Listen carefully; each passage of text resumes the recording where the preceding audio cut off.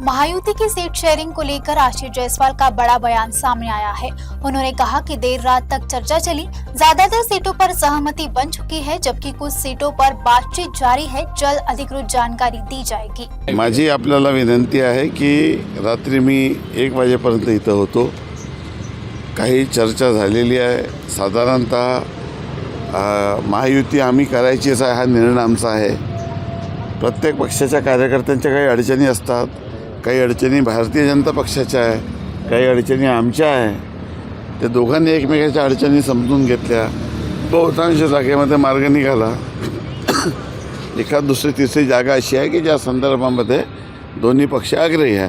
त्यात आता मी चर्चा केल्यानंतर जेव्हा 100% प्रकरणचा सीटांचा विषय निकाली लागेल तेव्हा मी 1-1.5 तासानंतर आपल्याला अधिकृतपणे भाष्य करेल।